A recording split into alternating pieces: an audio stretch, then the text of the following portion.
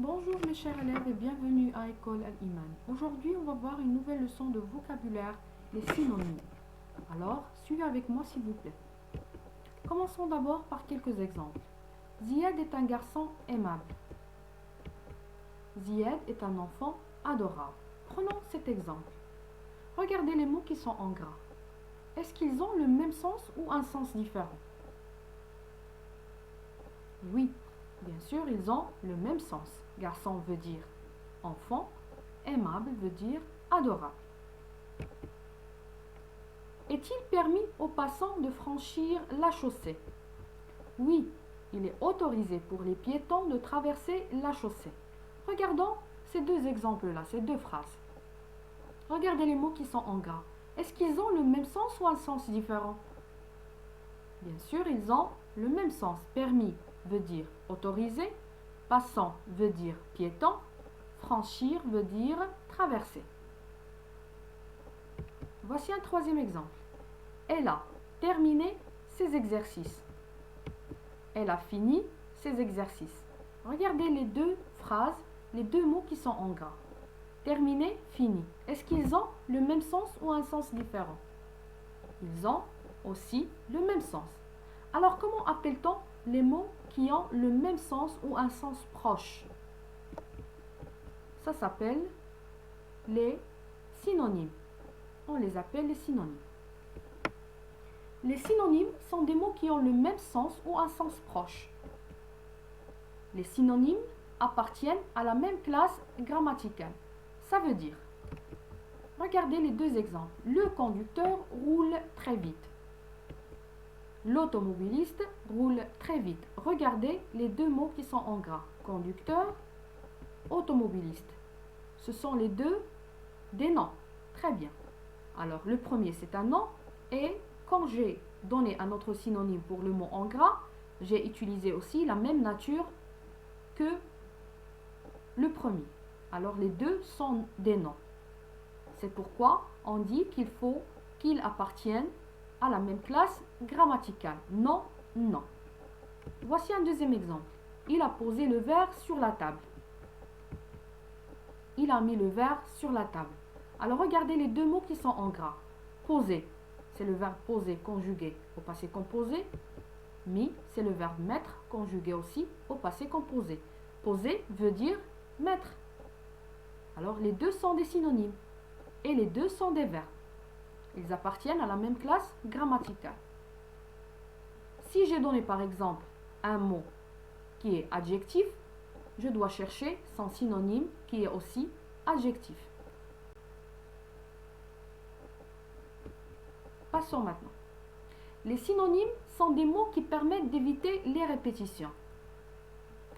Ça veut dire, ce beau garçon s'appelle Youssef, ce charmant enfant habite la dernière rue à droite. Alors, regardez les mots qui sont en gras. Alors, les deux mots veulent dire la même chose. Beau, charmant, garçon, enfant. Ce sont des synonymes. Alors, pour éviter la répétition, ça veut dire répéter le même mot deux fois, j'ai utilisé synonyme. Beau, charmant, c'est son synonyme. Garçon, enfant, c'est son synonyme.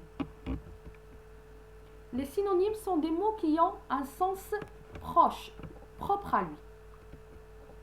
Nettoyer veut dire laver ou désinfecter selon le sens de la phrase.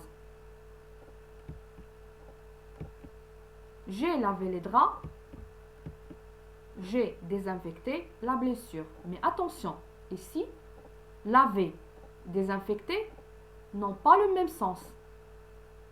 Chacun a son sens propre à lui, selon sa phrase et le contexte de sa phrase.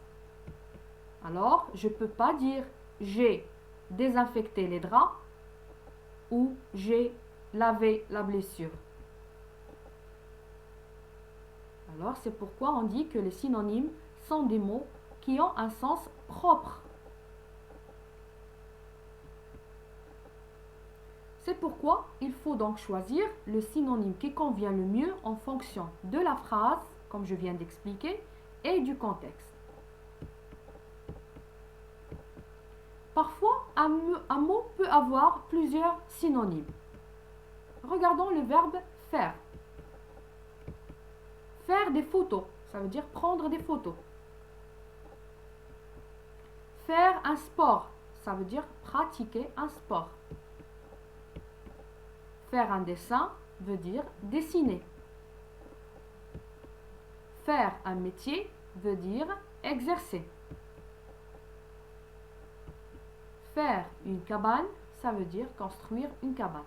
Alors, comme vous voyez, le verbe faire a plusieurs synonymes. Et chaque sens est propre selon la phrase et selon le contexte de la phrase. Passons maintenant à un petit exercice d'entraînement. Relie chaque mot de la liste A à son synonyme de la liste B. Vous avez la liste A, se nourrir, stade, animal, punition, forêt, posséder. Et voici la liste B.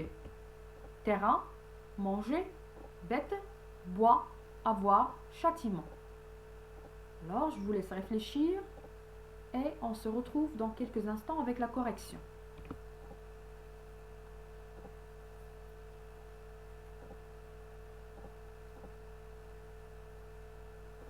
On passe maintenant à la correction. Alors, suivez avec moi. La liste A, se nourrir, veut dire manger. Stade veut dire terrain. Animal veut dire bête. Punition, châtiment. Forêt, les bois. Posséder, avoir. Alors, vous avez bien eu la correction? J'espère que c'était très facile pour vous. Passons maintenant à un schéma récapitulatif de cette leçon. C'est quoi les synonymes?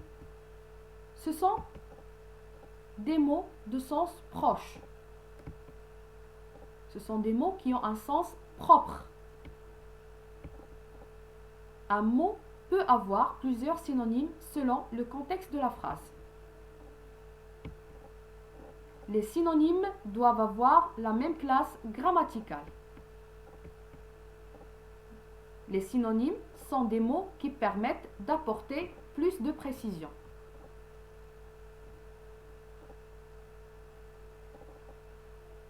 Alors, j'espère que c'était très facile.